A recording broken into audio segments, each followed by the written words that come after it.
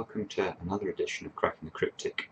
We're going to look at the New York Times hard sudoku today. It's the 4th of July, so I thought we should do an American puzzle. I think we've done one of these New York Times puzzles before, and it was reasonably challenging, so let's take a look at it. I'm not used to the notation method on this, so that doesn't work. I see. I think I pressed that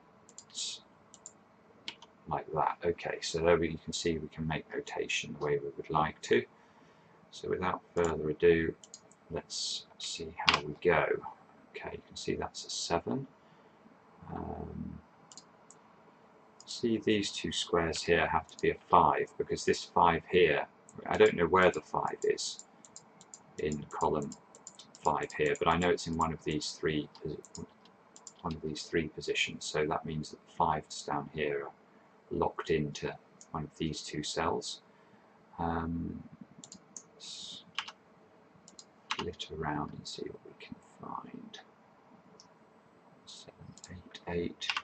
8's in one of these two positions, 9's in one of these two positions, more 9's over here. See, 2's are locked into those cells there.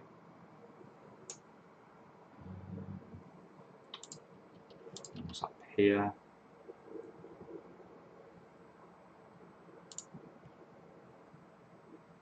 Nines here, 3's here. Oh, in fact, 9's that we can use this fact. So we have 9's now. Oops.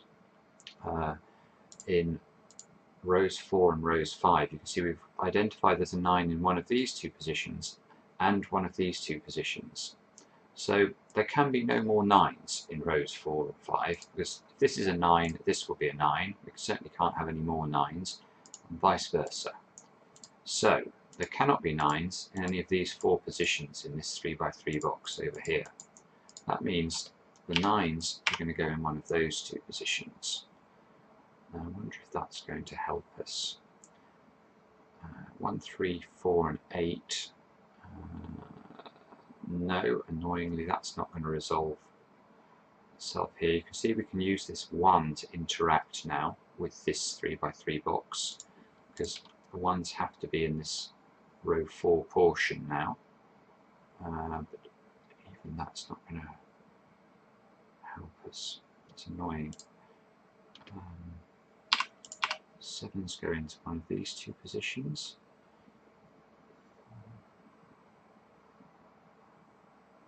Ooh, okay, look, there is something cunning we can see here. This is a difficult one to spot. My odd brain has spotted it. Okay, so let's have a look at this box.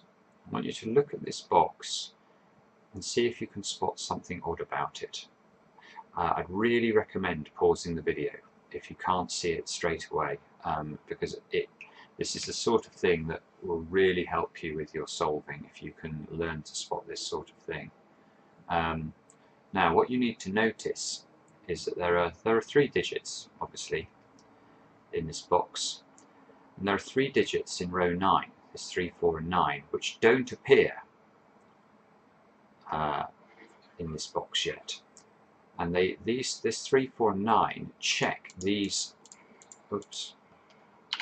3 positions. So there cannot be 3, 4, and 9 in these positions. Therefore, the 3 and the 4 and the 9 are locked into these positions. And that means that these 3 positions here have to contain the missing numbers, the 1, 5 and the 8, which means we can pencil mark in 8's, can pencil mark in 1's, and that we know that there will be a 5 along here, and look, that's going to help us here. This now has to be a 5. So we can put that in. We can pencil mark 5's into those two positions. And because this is 1, 5 and 8, these 3 cells here, I can remove this 5 actually, have to be 2, 6 and 7. And look, that means this cell here, this notation's annoying, has to be a 2. You can write that in. This is a 6 or a 7 and this is a 6 or a 7. I can't quite use that fact. Ah, okay, and I can combine this 2 here with the fact there's a 2 in one of these two positions and this 2 to force this cell to be a 2. Doing that, oh, that's just going to break the puzzle open completely now. So this is a 9. That means this is a 9. I can remove the 9 from this square here. And now look, when we use this 2, and how it interacts with this box, you can see it's going to be quite useful. This now has to be the 1. That means the 1 down here is in one of these two positions. The 1 down here is in one of these two positions. 1's here. 1's here. 2, 3. So this is 5 and 8 in some order. Might as well write that in.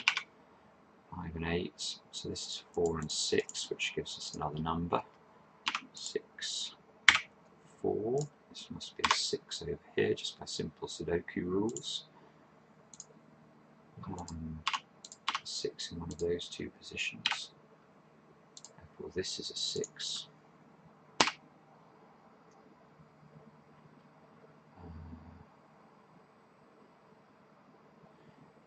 Okay, so what missing numbers are there here? There's an interesting thing going on in this box now as well. You can see I've managed to pencil mark in 3 digits, this 1, 6 and the 8. Now, if I combine that with this 4, this 4 is not going in here. Obviously, it's in one of these positions. In fact, we can go further than that. It's actually in one of those two positions, which is this 4 here. So there's actually only one possibility now for this cell. This can be only be a 3, because the other 4 unknowns are appearing in these 4 cells. So that gives us a bit more data to go on. So what have we got over here? So we need to place a 4 and a 5 into these 3 cells here. And you can see just by scanning the other parts of the grid, we're not going to be able to say where the 4 and 5 go, but we can say with certainty now this needs to be a 3, because it's the only place a 3 can go in this box. That means this is a 3 and this is a 1, which means this is a 1, this is an 8, this is a 4, and this is a 6. And I'd be very surprised now if this puzzle has any more tricky steps into it. I think spotting what was going on down in this box over here was absolutely critical, and has broken the puzzle open, so to speak. So we know this is 1, 5 and 8, so if we remember that, this cell here has to be a 7, which allows us to pencil mark 7s in over on this side of the grid. What do we need here? We're missing an 8, aren't we, I think, in column 4, so let's put that in. That's in there.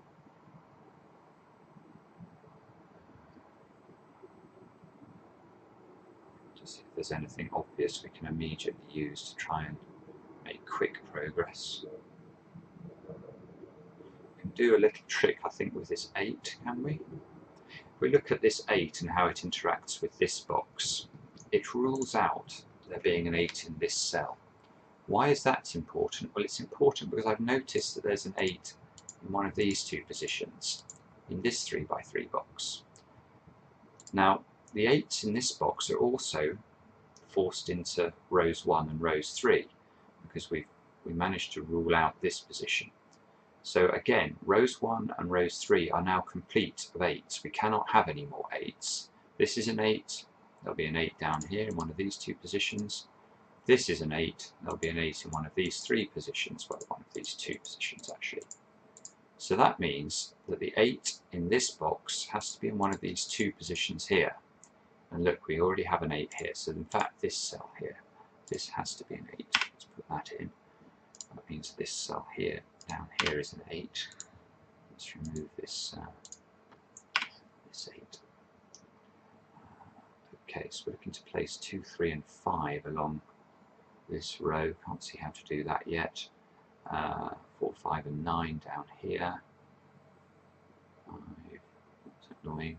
Can't quite resolve that either.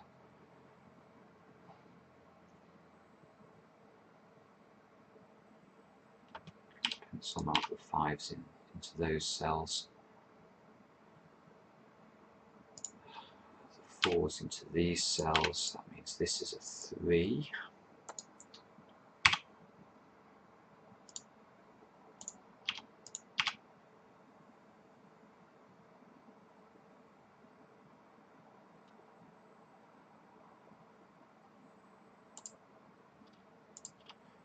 Into those 2 positions.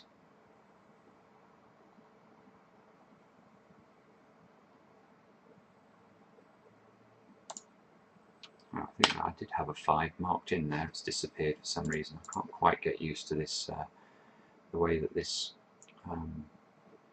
notation method works. Oh, in fact, this is a 6. I don't know where the 6 has gone there. Sorry if that's been sitting there for ages. The fact I should have been able to place a 6 into this top row of the grid. You can see that's going to give me the 6. Oh my goodness, all the 6s have now changed. Why have they done that? I'm clearly very inexpert at how this works. That has completely put me off. That makes my eyes go funny.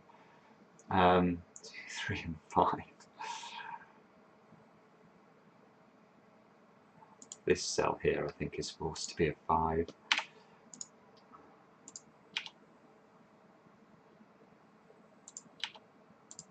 Do the same trick on the 5s that we did with the 8s. You can see now that we have 5s in these sort of cross positions. Therefore, this cell here has to be the 5.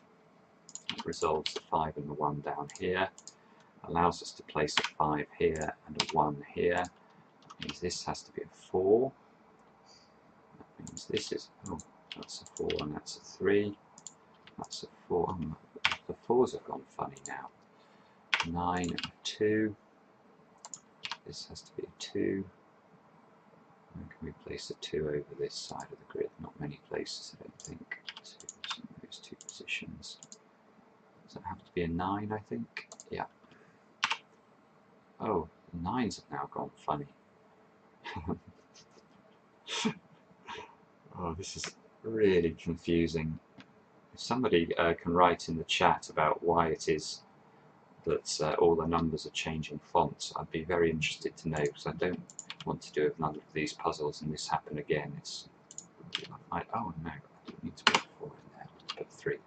I find it very disconcerting.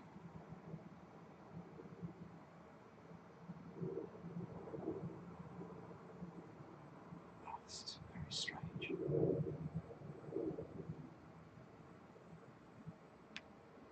This has to be a 5.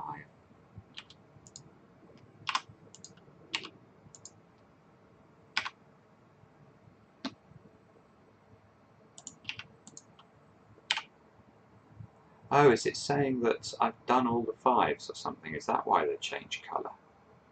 How bizarre. 8s into those 2 positions, remove the 3 here.